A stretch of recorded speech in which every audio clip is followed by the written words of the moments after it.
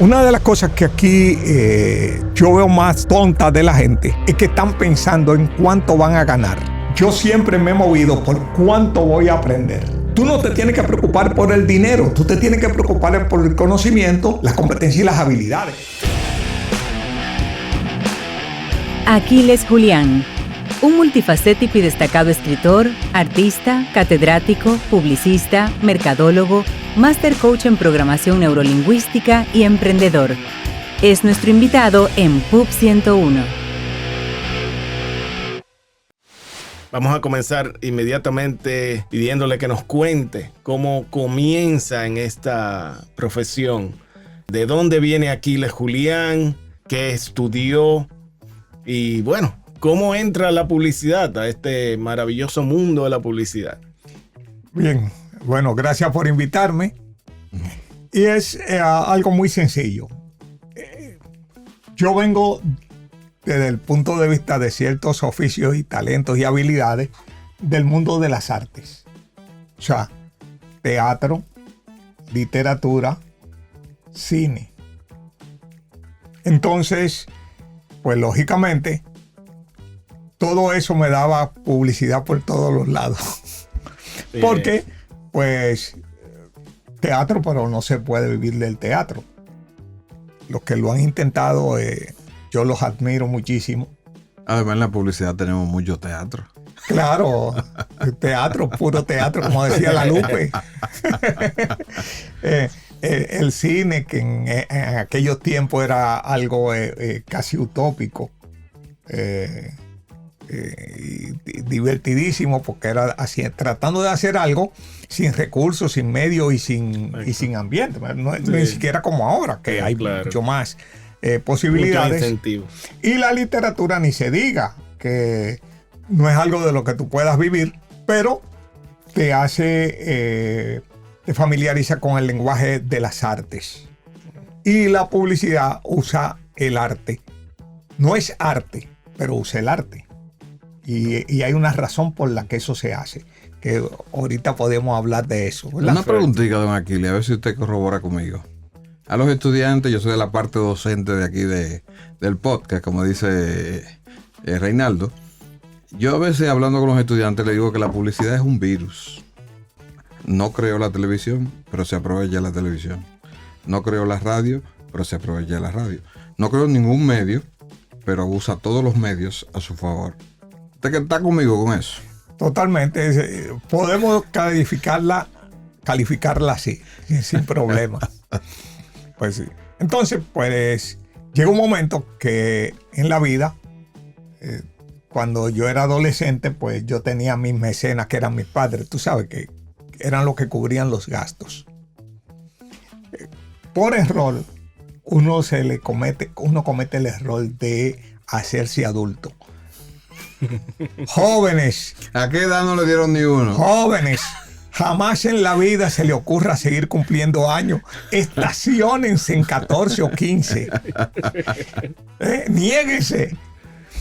Entonces uno va cumpliendo años y llega un momento en que uno entonces tiene que tener que empezar a ser productivo, y pues lógicamente, ¿qué profesión se acomodaba a las cosas que a mí me gustaban y a las cosas para las que yo sentía vocación, que podría generar ingresos? La publicidad. Okay. Yo también estudié, porque siempre he sido un curioso de la manipulación de la mente del otro. Sí. Okay. Así, algo siniestro. Como los hombres X y cosas. El doctor X. Charles Xavier. Sí. Entonces, yo estudié un poco de psicología. Pero entonces la psicología que se daba acá, sobre todo, era una psicología orientada a los trastornos de las personas, a bregar con personas disfuncionales, con trastornos, y eso no me interesaba. O sea, ese tipo de eso era muy clínico. Terapia, eso para mí no me interesa para nada. Tengo mi opinión sobre eso, ¿verdad? La publicidad, sin embargo, te permite hacer ese trabajo con personas e irla ayudando porque lo que hace el publicista es ayudar a una persona a tomar decisiones, brindándole información y brindándole estímulos. Claro. Y tú dirás, ¿por qué ayudarla? Bueno, imagínate que no tuviéramos la publicidad y tuviéramos que tomar decisiones, entonces estaríamos a ciegas en una serie de cosas. La publicidad nos informa de que hay cosas y nos informa de los resultados que vamos a obtener usándolo. Claro.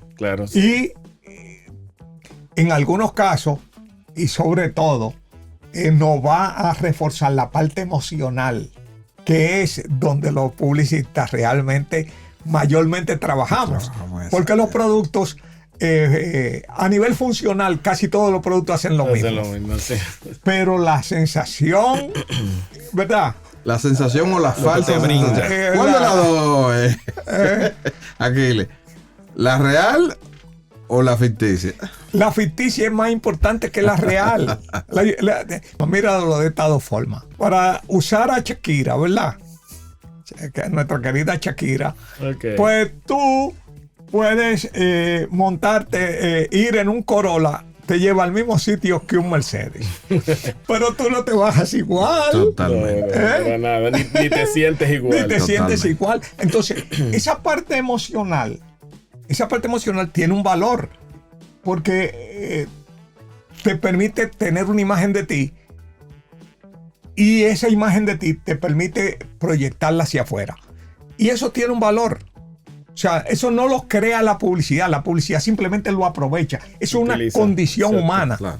Cuando tú coges a las tribus, o sea, tú coges a las tribus más primitivas, óyeme, desnudos, como la tribu de los Yanomamis, en la cuenca del Amazonas, aquí por la frontera entre Venezuela y Brasil. Brasil.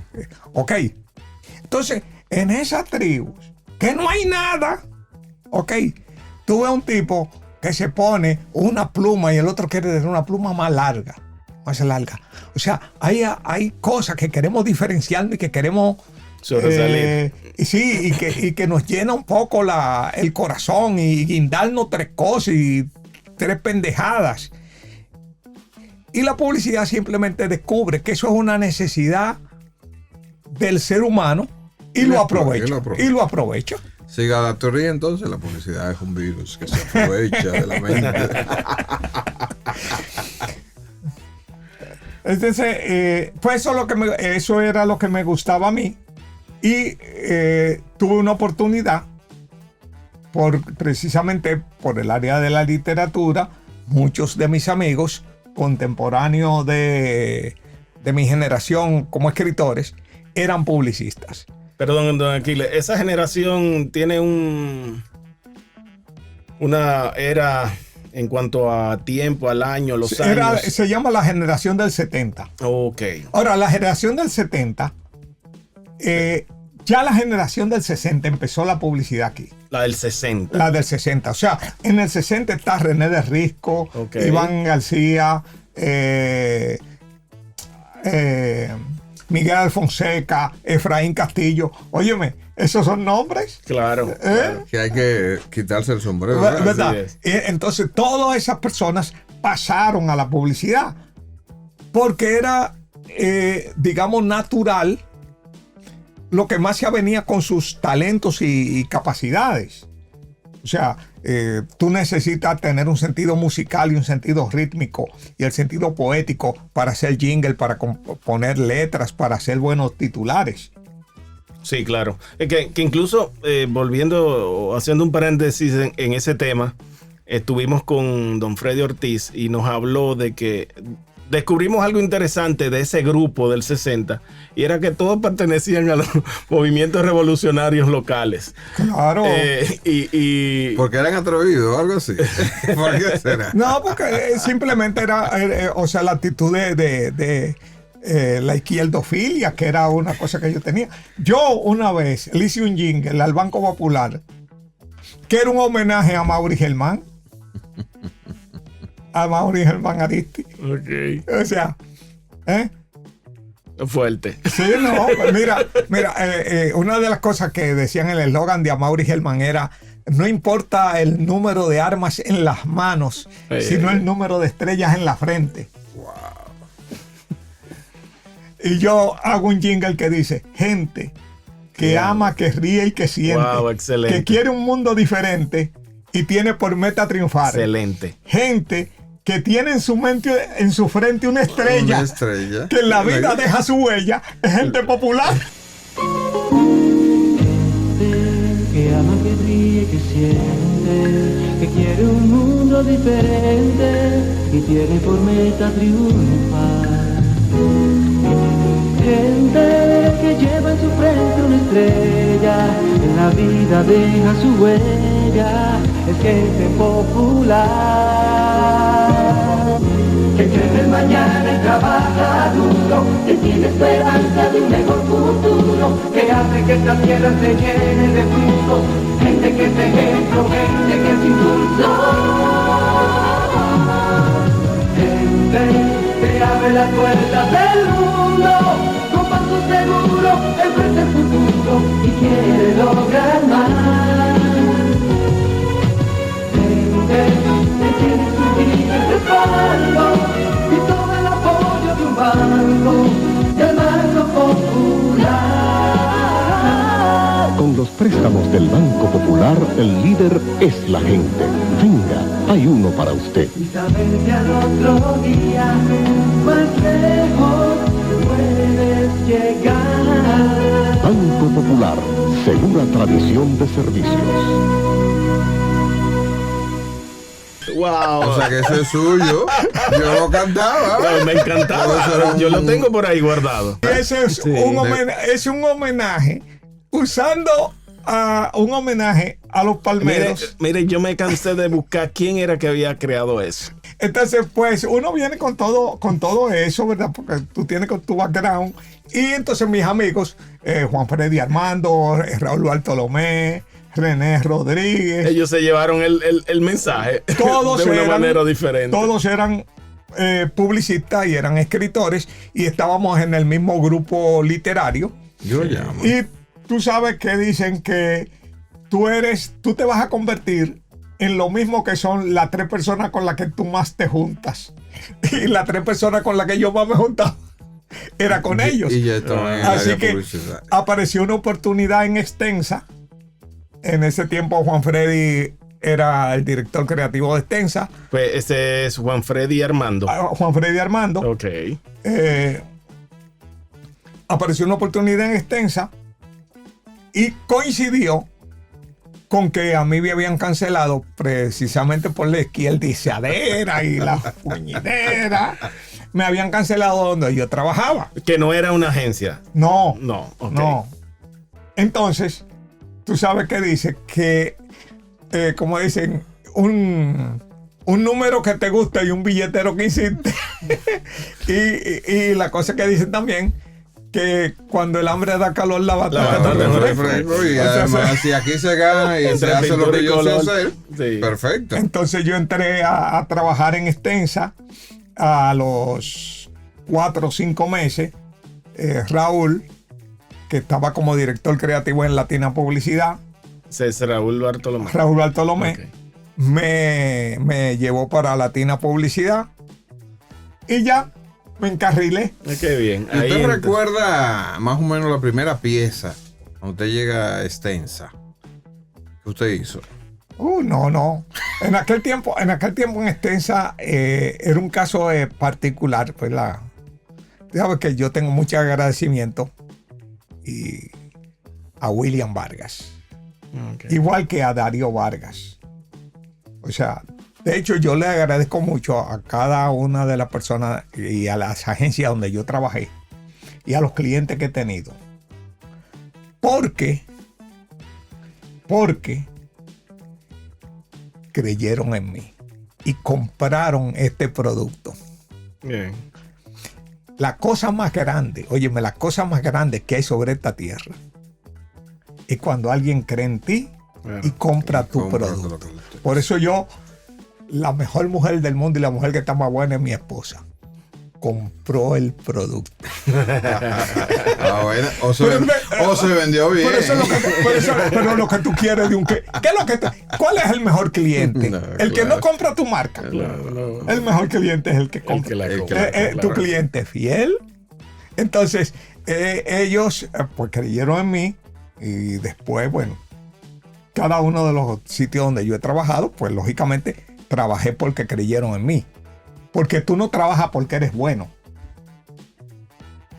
Porque tú no eres, tú no demuestras lo que eres hasta que no te dan el empleo. Entonces, Claro. cuando a ti te dan el empleo, es una apuesta. Hay gente que te presenta los anuncios tuyos como de ellos. Sí. Qué fuerte. Pues de ahí más o menos así fue el asunto. O sea, se dieron circunstancias y realmente la publicidad es como natural en mí. Porque no es solamente los aspectos de las habilidades creativas. Sobre todo, un publicista debe tener pasión por influir y hacer cambios en la mente de los otros. O sea, tú podrías ser muy creativo, pero si eso no te apasiona, no vas a ser un buen publicista. Porque la publicidad consiste precisamente en tú conducir la conducta del otro hacia los propósitos que tú tienes. Ahora hay una pregunta. Una vez se creía que la publicidad, se decía que la publicidad era que trabajaba en la mente de las personas e incluso llegaron a creer incluso que las personas iban a comprar de forma compulsiva y que sé yo que esto, que lo otro. Luego ya en la etapa más o menos moderna de la publicidad se da cuenta de que el cliente es quien decide el nivel de compra de acuerdo al poder adquisitivo que tenga. ¿Realmente uno puede influir en la cabeza de otro? O como había una película interesante que se llama Inception, que tú podías... la película se trataba de que tú podías poner una duda o un cuestionamiento en el sueño de alguien. Y Bueno, es como la famosa publicidad... La subliminal. La publicidad subliminal, que al final no se ha comprobado, o quizás tú no puedes aquí les aclarar un poco en sí, ese porque punto. esa época fue muy prolífera lo que se hablaba de la publicidad subliminal. Yo tengo mi teoría de que eso... Mira, No es así, pero... Era cuento. Mira, o no. Mira, te voy a... Pero como Aquiles tiene una buena base. No, y que se hizo en la famosa más o psicología. menos en los años 60, 70, 80. Ya el 90 empezó a cambiar ese paradigma de que la publicidad subliminal realmente no es lo que se creía. Y realmente no es lo que se cree. La publicidad es el manejo de cosas que ya existen en la mente del otro. ¿Ok? O sea, ¿qué quiere decir? No es que yo te hago creer algo. Es que ya tú estás predispuesto a eso. Yo lo que voy es alimentar Ese eso ego. que tú tienes. Ok. Precisamente eso viene. Hay dos cosas por las que tú llegas a eso. La primera es la observación y la segunda es la investigación. Claro. Ambas cosas son importantes. En nuestro país no hay mucha investigación y realmente la investigación que se ha hecho siempre ha sido mínimamente lo que te voy a decir mediocre. Si tú ves la publicidad simplemente como algo que te va a permitir ganarte 2 pesos, pero tu interés no está en ella, esa es una forma. Sí, claro. O sea, tú lo que eres realmente, tu pasión es la pintura. Pero tú tienes que comer, entonces tú necesidad, estás en la publicidad. Entra Pero la publicidad, pero en cualquier tú no le momento das mucha te va. mente a eso, ni te preocupa formarte en eso, porque tu gran sueño es la pintura. Recuérdate que Oviedo era publicista. claro, sí, o sea, sí, nos y enteramos, muchísima me gente. enteré Por investigando. la necesidad, me explico. Claro. Oviedo no es que era publicista. Oviedo pintaba letreros de los cines. Sí, sí, murales y demás. Si usted puede conseguirse uno de ellos y firmarlo.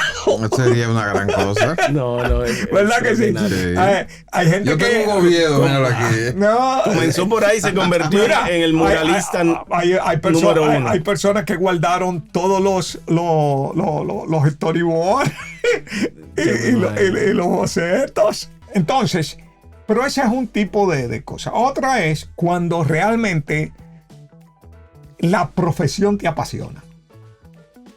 Y recuérdate que yo te dije que a mí, yo siempre he tenido orientación a trabajar con la gente, a guiar la gente. O sea, entonces, tú ves como tú sueltas una cosa y eso produce por otro lado. Sí, claro. Eso tiene su placer. Pero eso tiene que gustarte. Sí, ¿okay? claro. Tiene que gustarte. Entonces, lógicamente, para gustarte, pues tú vas a estudiar técnica y cómo se procede. Recuérdeme que le puedo contar cómo en una semana, oye, eso es un dato interesante. Yo logré cambiar unas elecciones en un municipal. Oh, wow. Cuente, ¿no? Eso- No, pero espérate, vamos. Eso va a ser Vamos a continuar entonces. interesante para que veamos cómo, o sea, el impacto que puede tener la publicidad en la sociedad. Sí, ¿ok? claro. Entonces, Volvamos entonces a su proceso. como te dije, hay personas que que veían la publicidad como algo transitorio, como algo episódico, como algo adicional por la necesidad. Pero su pasión no era la publicidad, Esa su era pasión la era literatura, tal vez la escribir literatura o el libros. teatro. Entonces, no le interesaba dominar el oficio, Ni Entiendo. especializarse. ni especializarse. Era En algo la me- pasajero. En la más medida bien. en que el mercado crece, hay más demanda. El mercado la década del 60 es una década en que el país está saliendo del trujillato. Sí. No hay Trujillo prácticamente en un monopolio Claro, que tenía, no no había había las grandes competencia, compañías además. privadas. Sí. Pero ya en el 70 había entrado Las multinacionales, me imagino. y todo ese periodo desarrollista del gobierno de Balaguer, se habían empezado a crear empresas privadas y había una competencia. Y entonces pues se necesitaba un trabajo mucho más profesional, fino, más profesional. Sí, claro. Eso hizo que incluso Más muchos... estratégico, me imagino, porque ahora tú tienes una competencia y que tú tienes que ganarle. Pues sí, y por eso muchos y sobre todo a partir de los 80. Eso hizo que muchos publicistas de esa generación del 60, ya en los 80, no cupiera.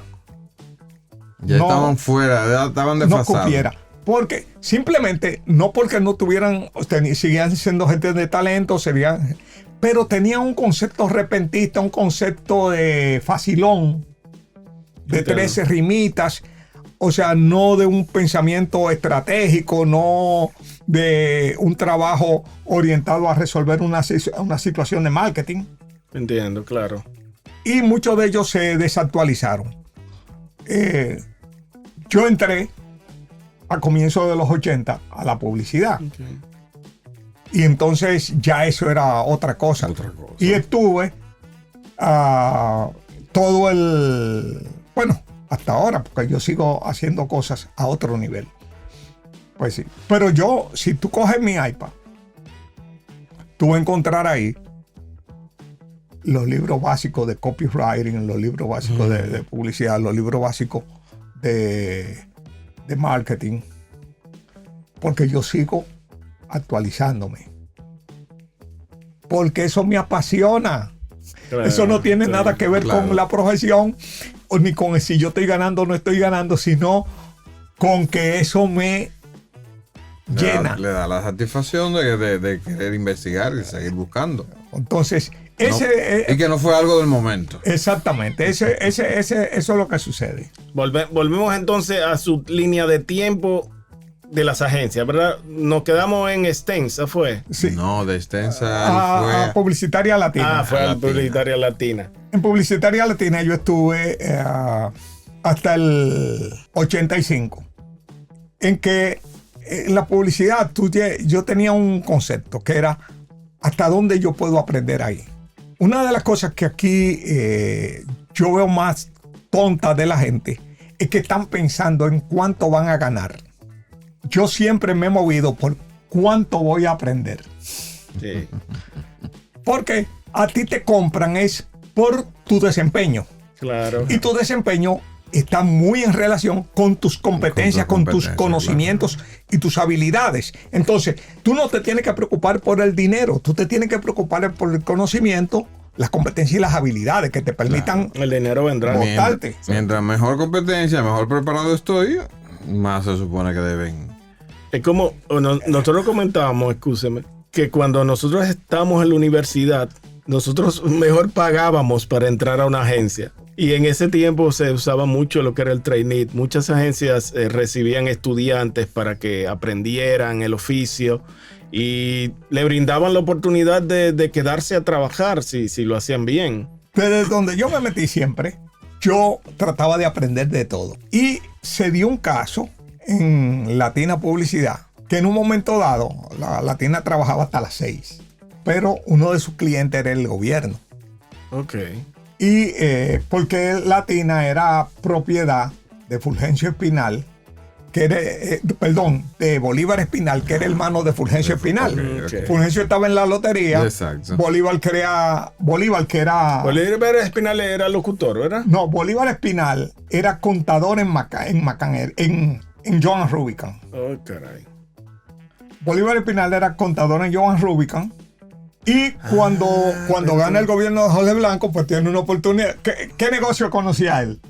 La publicidad. La publicidad. No como creativo, sino como contador. Creó una agencia porque iba a tener parte de las cuentas del gobierno. Del Estado, exacto. Consiguió precisamente la corporación, la tabacalera, o sea, que eran Cuentas importantes. más la cuenta del mismo gobierno. Entonces, en ese momento, Dorín Cabrera, que recuerdan el sal de la publicidad, que trabajaba, ¿verdad?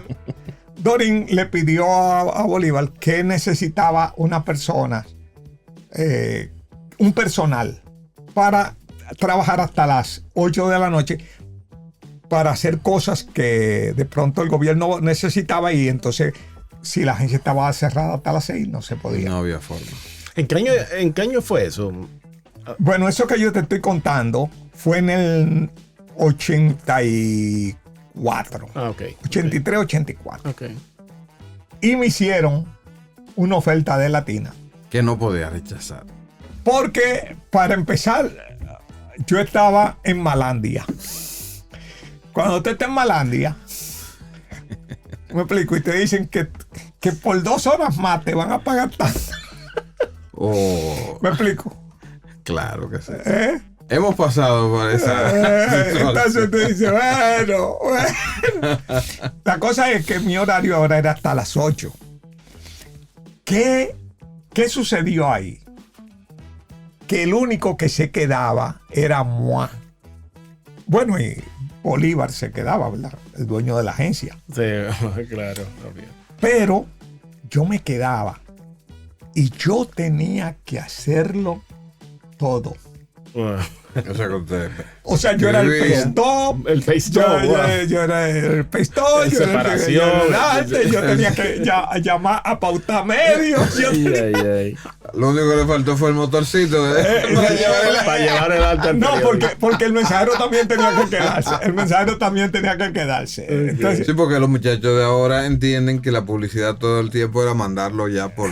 Entonces, email. normalmente, Mándalo por digamos correo. que a las 7 de la noche, se aparecía ya José Cabrera con algo que una declaración del gobierno, una cosa.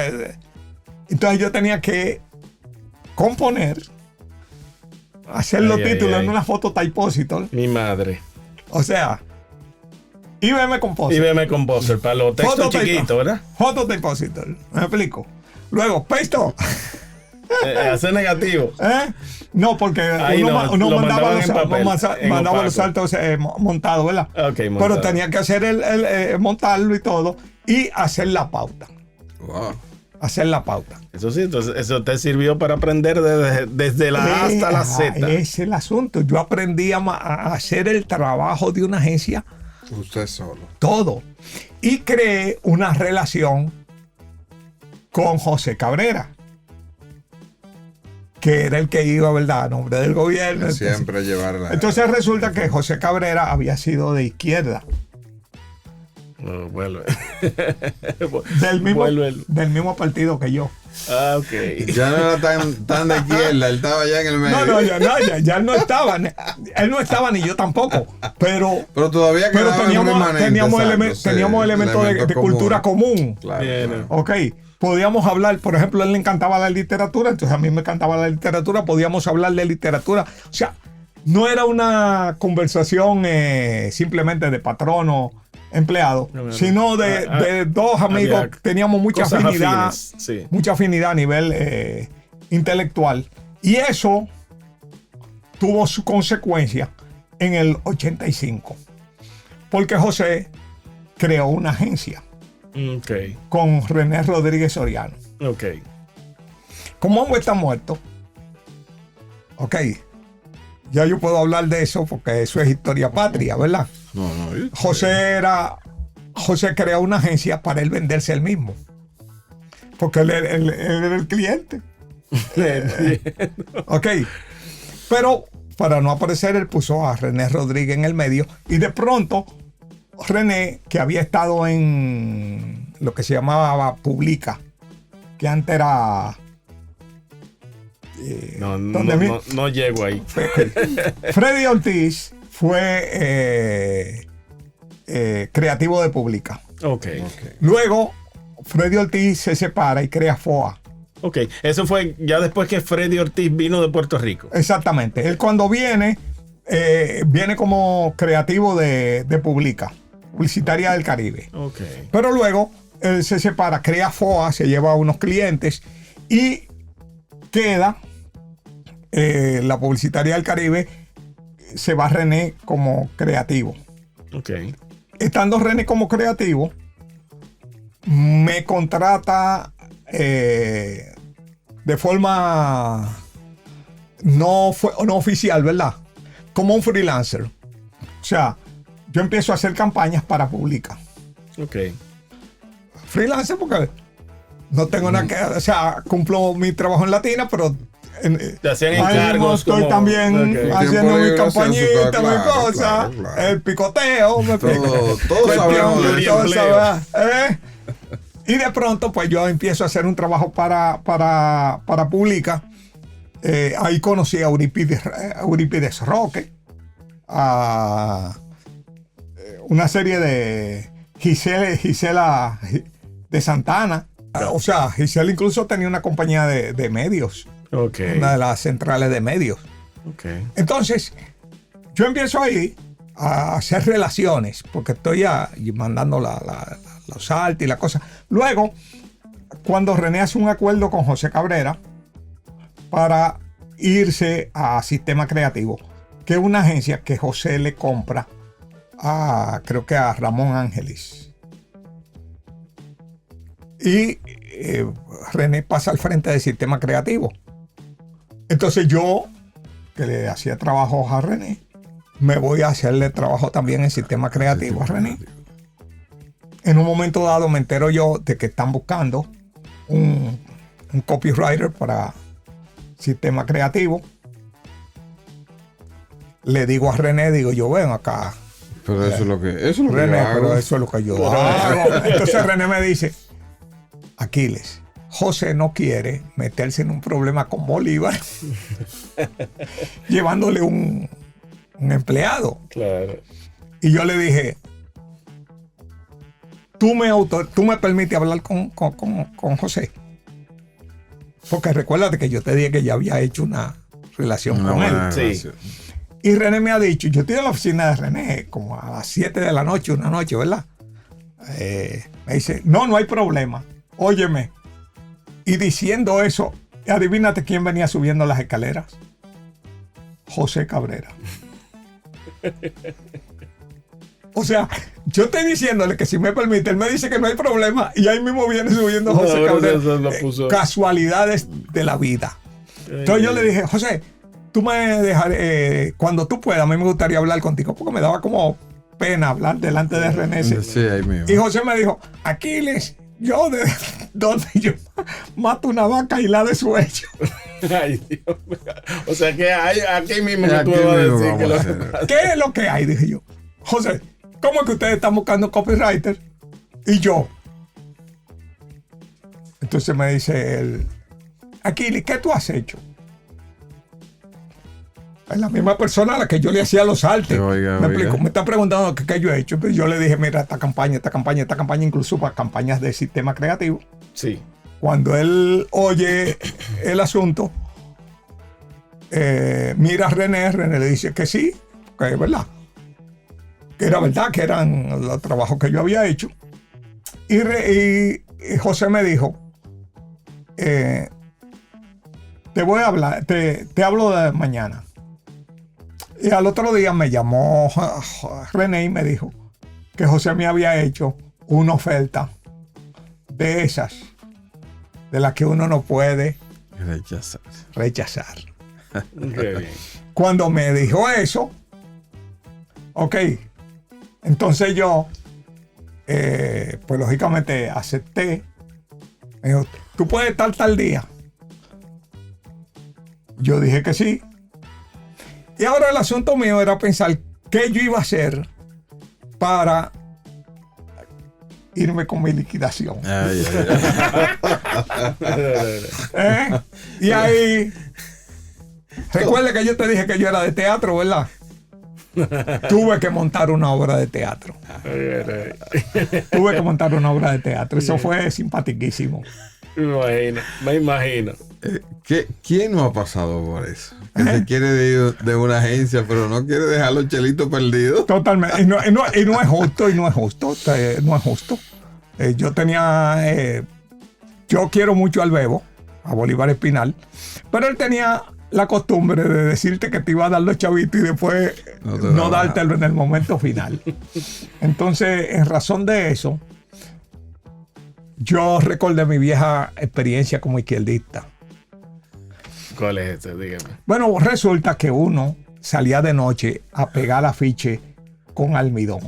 Uno hacía el almidón, iba a Con yuca guayada. O sea, almidón de yuca, me explico. Entonces el almidón, cuando se seca, parece que la piel se está levantando. Sí. Entonces yo pues cogí, me embadurné los brazos de almidón, dejé que se secaran y llegué y declaré a algunos empleados que yo sabía que eran medio boca suelta. Le dije con total secreto, ¿verdad? Que no se podía decir que yo estaba padeciendo una enfermedad y que esa enfermedad iba a entrar en la parte contagiosa. Y que el médico me había dicho que yo tenía que irme a un campo a aislarme por ese tratamiento. Y entonces, cuando yo hacía así y me quitaba la camisa y mostraba eso, y la gente, óyeme, la agencia empezó a crear una paranoia, todo el mundo. Ahí viene aquí. Huyendo. El limpio que viene aquí. Y yo, pasándome lo duro. Iván García en ese momento era creativo también ahí en la agencia. Un maestro del teatro. Ahí estaba el teatro en su plena. Y yo tenía que estar el día entero con una cara de depresión y que me voy a morir, me explico. Sostener un personaje durante 8 horas. La cosa es que en un momento dado, Bolívar me llamó y me dice...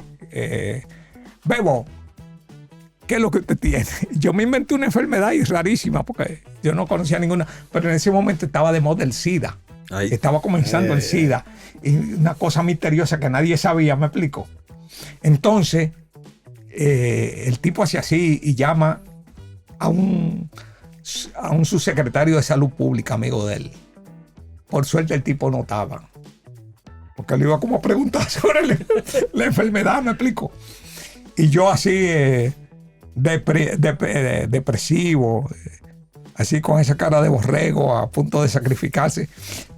Porque estamos hablando, que yo estoy hablando, era un jueves y yo el lunes entraba En la otra. en la otra. ¿Entiendes? Entonces, en ese momento se me ocurrió la palabra mágica y le dije, Bebo, esto va a empezar yo voy a empezar ya a contagiar gente. Y lo que me apena a mí, lo que me preocupa a mí, es que sus hijos vienen aquí. Cuando yo le mencioné los hijos, ese hombre cambió de color y me mandó directamente a contabilidad que me hicieran háganle su cheque a ese muchacho para que así salga. que yo cogí mi cheque con esa actitud contrita, caminé hasta que doblé la esquina. Cuando doblé la esquina empecé a dar saltos y pues lógicamente fui huyendo a cambiar mi cheque porque tú sabes, por si acaso rebotaba. Ese dinero tú no puedes que darle tiempo. No. Entonces lo cambié y me reporté el lunes en Sistema Creativo. Okay. Y a los 4 días de estar ahí en Sistema Creativo, explotó un lío en Latina porque no cubrieron la posición que yo tenía. Y yo era también el que hacía la corrección de estilo de los artes. Ok. Entonces cometieron un error con un título de una doble página de la corporación. Y el tipo que estaba en la corporación, Marcelo Jorge, era un gran profesional, pero fuñón.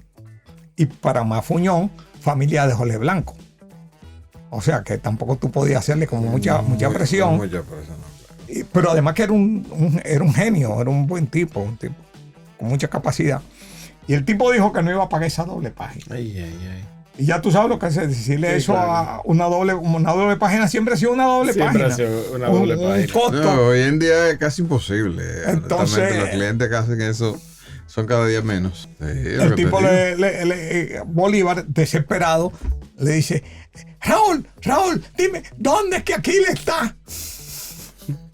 Y Raúl ahí tuvo que decirle, Bolívar, te voy a decir la verdad, no está ningún enfermo, él se fue para la agencia de cosas. Ay. Él tuvo durante un tiempo que estaba haciendo bembita conmigo, tú sabes, un poco molesto.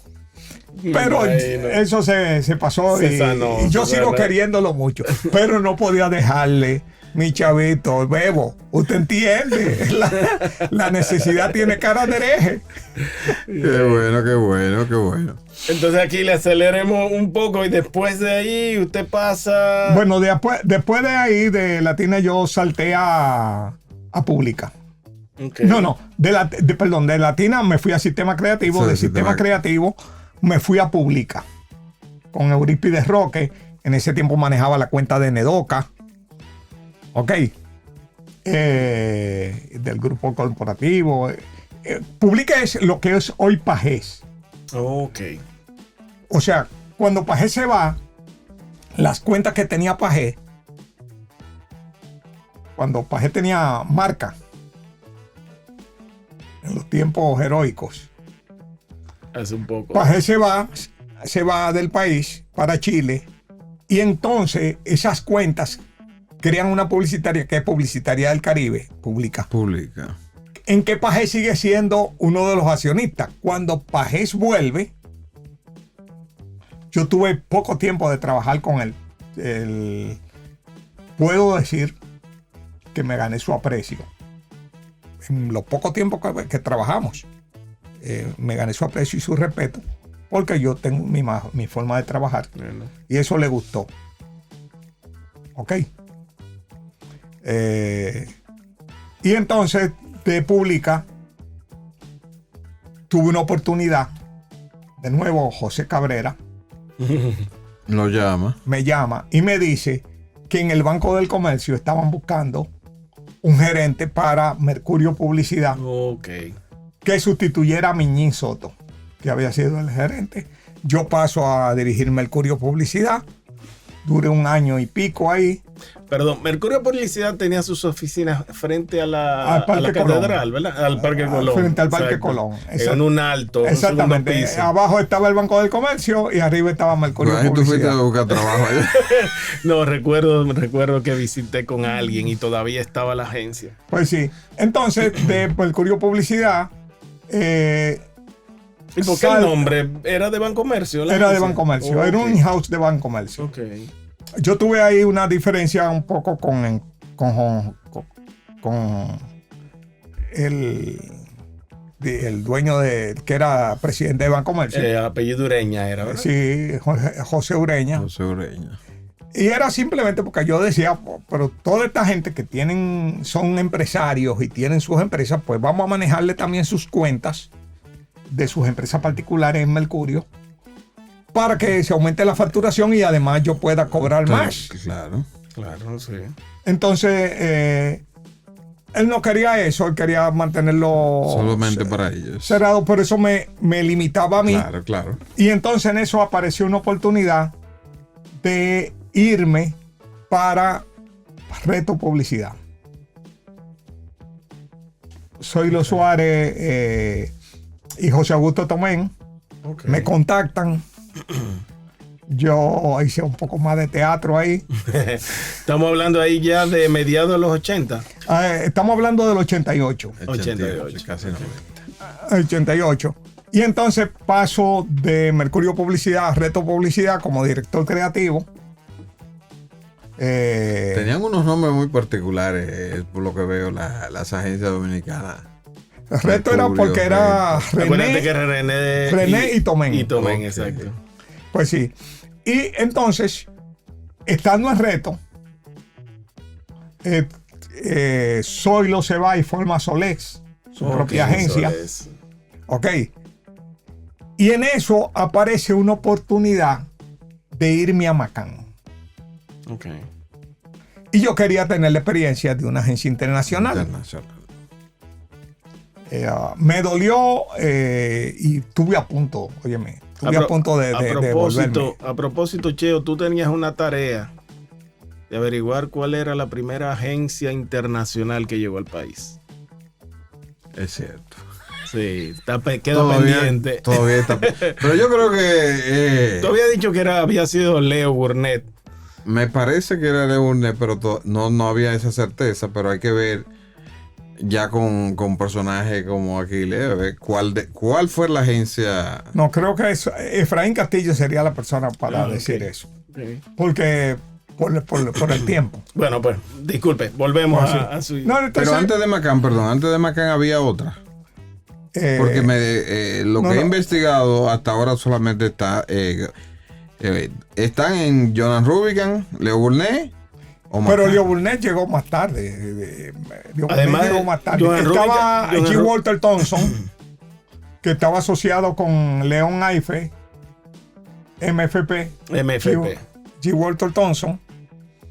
Y estaba otra que estaba por la Bolívar. El Bolívar esquina Caunabo.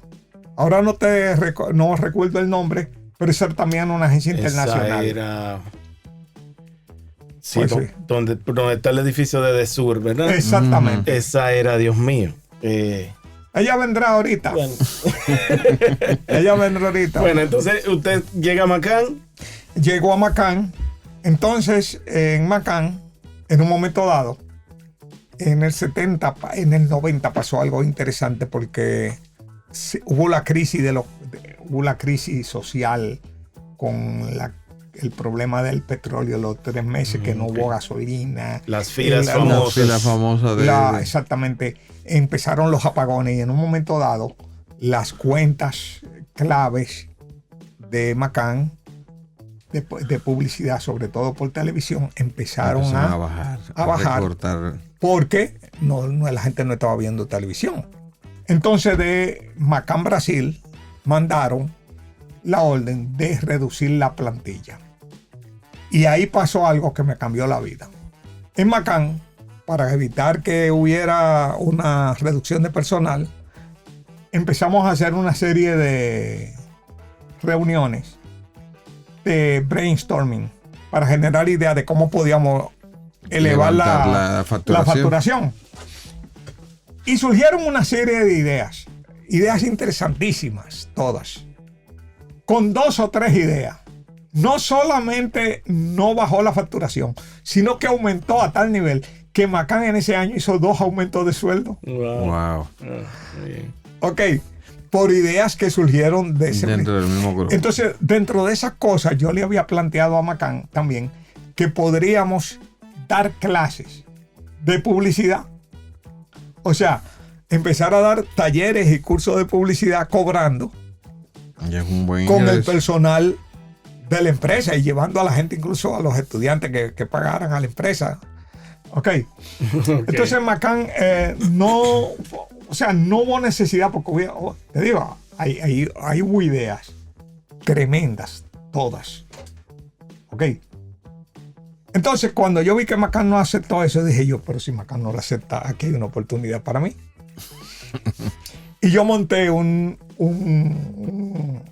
sistema de entrenamiento que operaba desde McCann, pero era personal mío. Utilizando los recursos de McCann. Muchachos, la secretaria del departamento era la que recibía la llamada para inscribir gente. Y el teléfono al que la gente se inscribía era el teléfono de McCann. Es una locura. Ay. Ellos no tuvieron objeción ni nada de eso. Ellos ni se dieron cuenta. Ellos ni se dieron cuenta. Wow. Pero ahí comenzaron lo que yo llamé en ese momento cursos prácticos Aquiles Julián. Ok.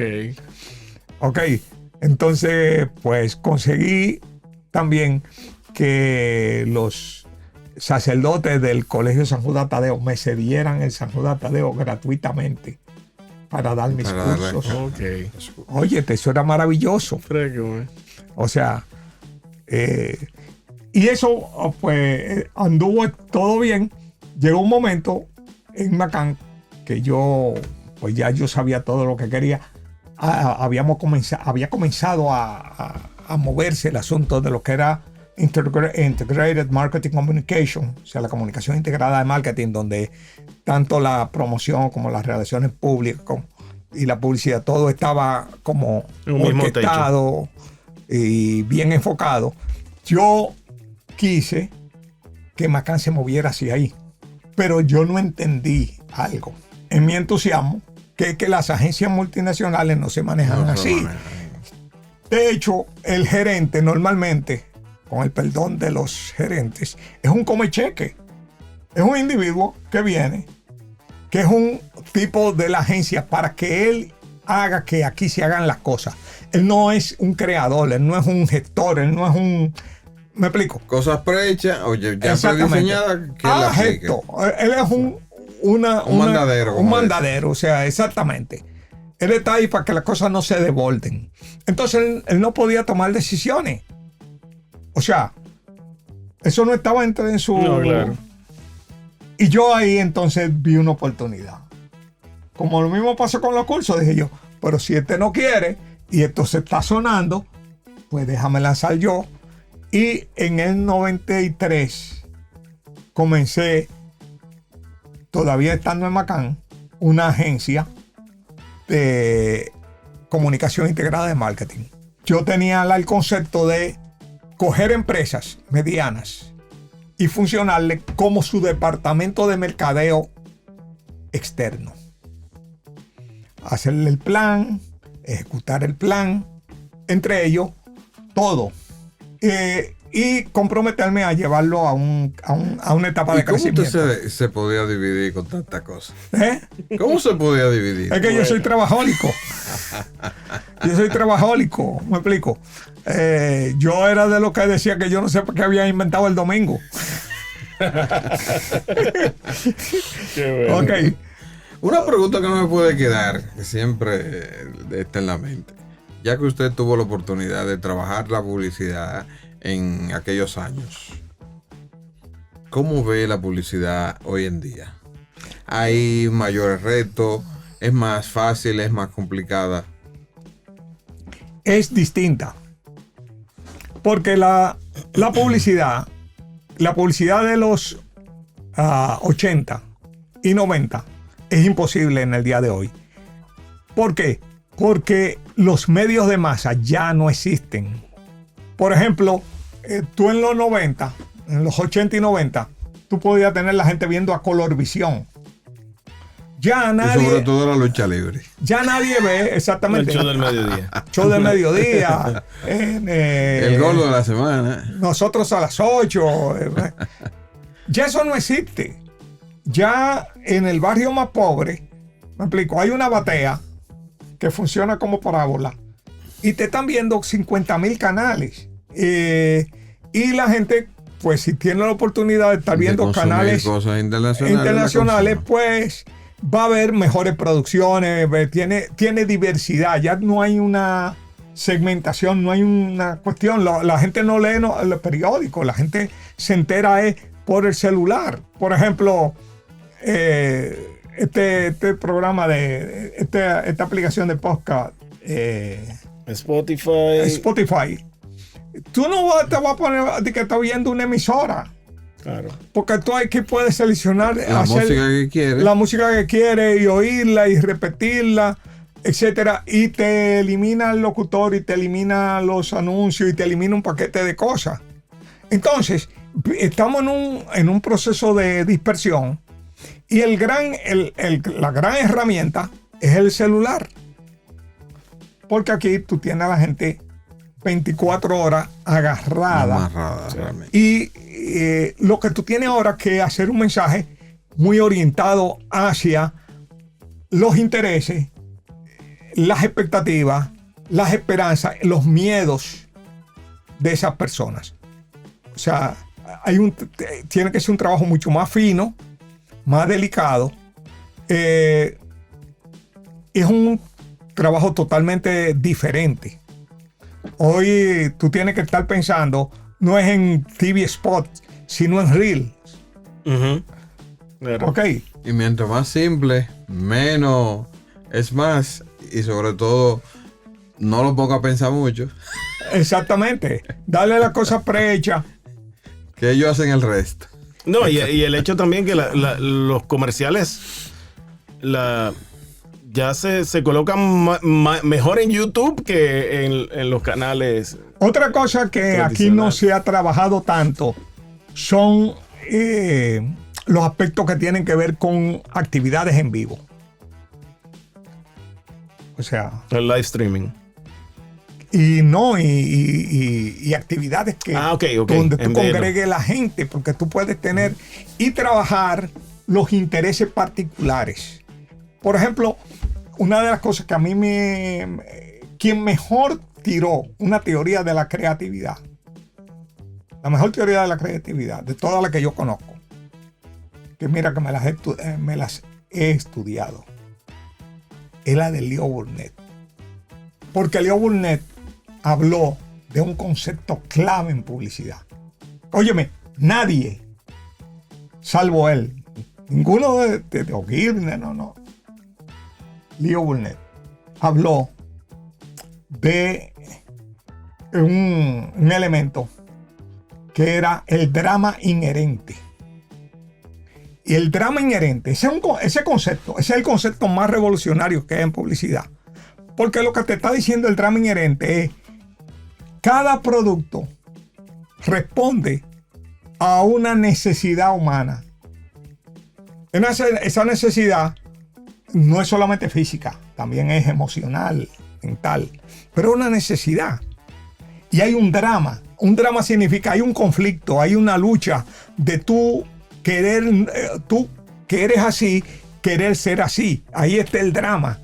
Y lo que debe hacer el publicista es aprovecharse. Drama, o sea, transformar ese drama en una historia. En una historia. Claro. Ok, en una historia. No, y él fue, que te provoque, esa agencia fue especialista en eso. Te provoque una identificación donde tú puedas sentirte realizándote, ok, a través del uso del producto, porque todos los productos son una respuesta a una necesidad humana. Los productos no son en sí productos. Los productos son soluciones a una necesidad humana. Lo importante es a qué necesidad ese producto responde. Y luego, ¿quién sufre esa necesidad? Ahí va. Y cuando tú descubres quién sufre la necesidad y qué necesidad ese producto responde, lo único que tú tienes es que producir una pieza que vaya transmita con eso esa emoción. para que esas personas, y ponérsela en los sitios que esa persona consume. Sí. Así es. De ahí viene el mundo Marlboro. Totalmente. Y una de las cosas que aquí no se ha entendido, si tú entiendes el concepto de drama inherente, cada producto responde a un drama. Y tú lo único que tú tienes es que trabajar ese drama. Claro. Sí. O sea, trabajar ese drama y crear cosas que tengan que ver con ese drama. Por ejemplo, tomemos los productos que tienen que ver para bebé. Ok. Ahora, ¿quién es el mercado natural para ese producto? El mercado primario son mujeres que están en estado de embarazo o que están pensando ya han parido o están pensando que van a embarazarse. Exacto. Primario, pero hay un secundario que son la gente que mi hermana está embarazada, o sea, que pueden ser tocadas indirectamente. Los futuros tíos. Los futuros tíos. Hasta el que tiene el nursery. Entonces, a partir de ahí, tú tienes que pensar cómo yo puedo reunir esa gente. Cómo yo puedo crear, por ejemplo, que aquí no se ha trabajado los infomercials. Pero no infomercials, no. Vamos a reunir cómo garantizar, cómo detectar, cómo estimular la inteligencia de tu bebé. Ahora imagínate ese tema. ¿Cómo estimular la inteligencia de tu bebé? Entonces tú traes a un psicólogo infantil, a un pediatra, mucha tela de donde cortar. Y todo eso está patrocinado por la marca. Entonces la gente está alimentándose de esa información, pero al mismo tiempo está identificando la información y la marca. Esa es la solución, sí. Y eso no se, y lamentablemente esas cosas aquí no se hacen. O sea, esas cosas aquí no se hacen. A veces tú estás poniendo en un programa de Dembow, digamos, un asunto de un culinario. Pero ¿quién te ha dicho a ti que la persona que van a ver ese programa de Dembow están pensando en ese momento? Sin embargo, si tú haces algo que tiene que ver con alimentación, con cocina, la gente que le gusta eso lo va a ver. Lo va a ver, así es. O sea, tú tienes que segmentar y crear. Tú no trabajas para todo el mundo, tú trabajas para audiencias muy específicas. Se nos acabó el tiempo. Sí. Ay. Mire, una última pregunta. Y es, yo quisiera que usted le diera un consejo a los jóvenes que están aspirando o quieren estudiar la profesión. Tienen que entender que tiene que apasionarle la psicología social. La psicología social es la psicología que tiene que ver con el cambio de las actitudes y las percepciones de la gente. Los publicistas somos psicólogos sociales en la práctica, en los hechos. Utilizamos recursos, herramientas para modificar percepciones e inducir comportamientos. Entonces, eso tiene que emocionarle. No se estudia publicidad y que porque deja. Todas las profesiones dejan para el talentoso y no dejan para el mediocre. Así que, si usted no disfruta eso, no se meta. Haga cosas que lo apasionen, porque al final usted se va a morir. Y las personas, todos vamos a morir, pero no vamos a morir iguales. Hay personas que vamos a morir con una carcajada, como nos burlamos del mundo, hicimos lo que nos dio la gana. Y hay otros que van a morir amargados porque perdieron su vida, nunca hicieron las cosas que querían, nunca fueron buenos en lo que hacían porque no lo apasionaba. Sí. Entonces, no tiene sentido. Este es un viaje muy corto para estar haciendo cosas que a uno no lo emocionen ni lo apasionen. Fíjense que nosotros podemos estar hablando horas en esto y nunca nos vamos a sentir porque estamos en nuestro ambiente, estamos disfrutándolo. Y como dice Reinaldo, ha sido un lujo tener esta conversación con usted.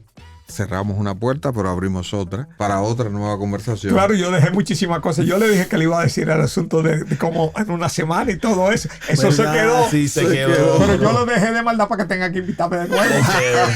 Ese es un truco de publicista. Exactamente. No dar todo, sino dejar un poco para que quieran. La necesidad siga, no se complete. Un placer para nosotros haber estado aquí con usted. Igual para mí. Qué bueno, Osiris. Bien, nos despedimos y recuerden por favor seguirnos en nuestras redes sociales y seguir nuestra página web que es pub101.do y nos vemos en la próxima.